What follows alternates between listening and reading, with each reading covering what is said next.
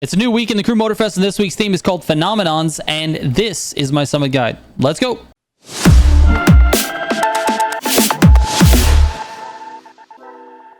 All right, real quick before I get into it, let me save you over $200 on your next desk. I recently put together a new secondary setup, and I decided to go with the Ewin Racing standing desk because it checked pretty much every box I was looking for. The first thing that stood out was how sturdy it feels. It uses a full metal frame, and even when you raise it up, it stays solid with virtually no shake. The electric sit-to-stand adjustment is smooth, and the height controls let you switch between 3 programmable height presets with the press of a button. Another feature I really wasn't expecting is the built-in RGB lighting.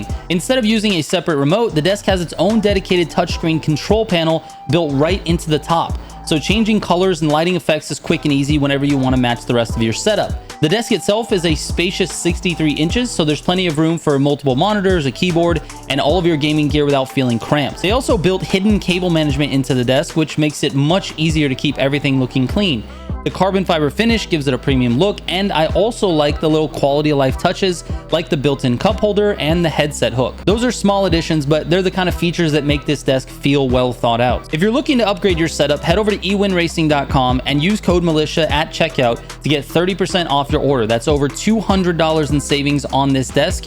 So if you've been thinking about upgrading your workspace, now's a great time to do it. All right, starting out with the cars this week. This week, you can only buy one car. There is no bundle. This is the Lamborghini Fenomeno. This is a brand new car to Motorfest, and I'll be testing it soon, so stay on the lookout for a video on this. But this car is what you're basically going to be using for the duration of the summit. We do have a couple of loan vehicle events as well, so this is the only car you're going to have to buy. It's 1.8 million bucks to purchase, or you can spend CCs on the bundle. Anyway, since this is a new vehicle and I need to test it, I do not have pro settings for you.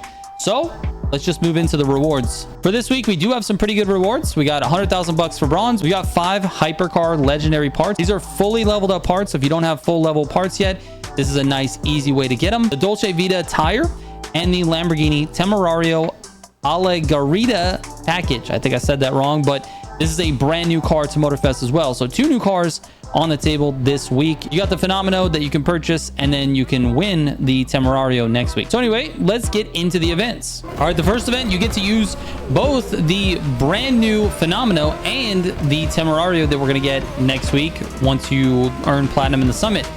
This event doesn't have any shortcuts in it. There's literally no places where you can save a bunch of time just by doing some sort of cut or trick.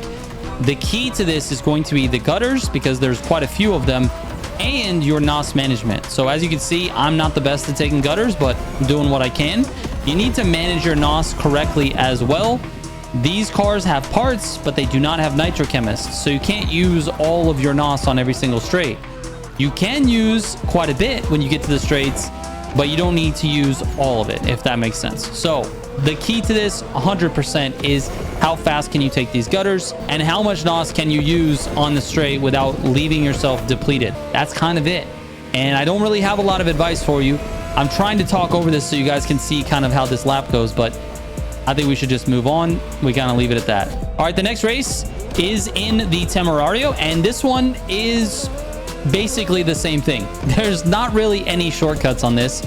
There's a couple of spots where you can kind of go across the grass and you can sort of take a gutter, but for the most part, there's really no cuts in this. The fastest way to do this is to make sure your racing lines are clean and you allow your NOS to build up before you start using it. I would wait until right after this turn here at about 14%, and then you can blast and start using your NOS. Now, the cut I was talking about happens when you get towards the mountains. So none of this stuff here is going to be anything out of the ordinary. So when you get to, what is this, 73% or so, you can cut across the grass here. You're going to notice that the road kind of does a little S curve. You can cut across the grass here. And what you're looking for, your visual cue is this sign here. You want to be on the left side of that. Make sure you turn the car a lot on the left side of that, because it is going to slide. So it looks like this. And just keep turning the car to the left, because otherwise you're going to end up in the trees.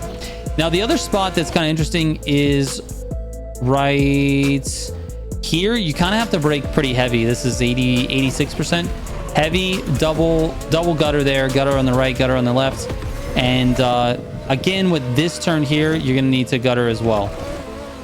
And this one kind of leads you into this gutter here. Just take those turns really controlled and you'll be okay. And that's kind of it. As you can see, I started throwing here at the end. All right, let's move on. All right, the next event is with the brand new Fenomeno. This one has quite a few cuts in it, so let's talk about those. The first one is right here at the beginning of the lap. You're going to cut to the right of this bus stop. You don't want to hit the bus stop. I think I did on this one. I did. You don't want to hit the bus stop. You want to go to the right of the bus stop. You go across and you want to go to the right of the checkpoint flag here because you don't want to end up in the wall. So I ended up having to go slower because I hit that stuff. So that's the first part. The second part is down here at like right where this giant Lamborghini sign is.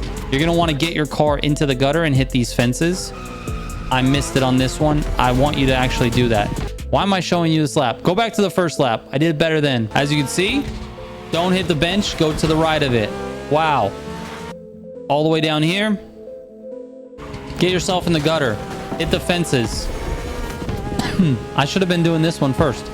Anyways, when you get over this bridge, you're going to go to the left after the Lamborghini sign and stay on the pavement. Cut to the left of the checkpoint. All of this is normal all the way down to here. Brake heavy and go left after the shrimp cart. You see a little shrimp cart there. Go left, cut across. Then you're going to cut across the gas station as well. Stay very close to the building.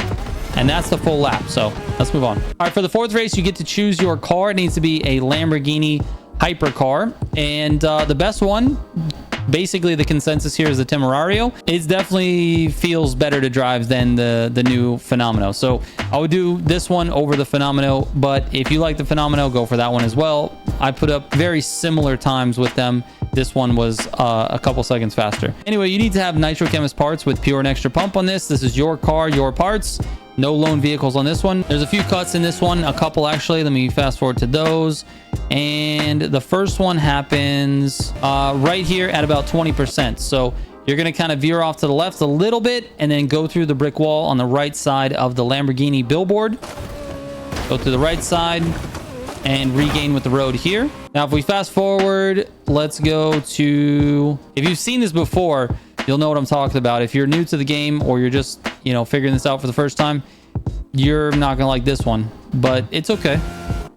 66%. You're going to go under this archway. Try to stay to the right. Slow down. Cut up the mountain. What you're looking for is this rock pattern here on the left and on the right. You're going to go right down the middle of this. Right in this crack. Okay? And then you're going to go straight up. Point your car according to the mini map. Point your car towards the checkpoint and hit this rock pile at the top and use your NOS. Boom. Launch it. And get yourself all the way to the checkpoint. Try to remain on the road. You'll end up keeping more speed, but it's a tough cut. So if it messes you up and you end up getting the checkpoint, but you're off-road, just use that one. And that's... Actually, there's one more cut. I was going to say that's it, but there's actually one more cut coming up right over here. So past 90%, you're going to see the finish line. You're going to go to the left a little, use the hill to jump, and make sure you turn the car back right so you stay on the road. That's it. Let's move on. All right, the next race, there are a few cuts in this lap.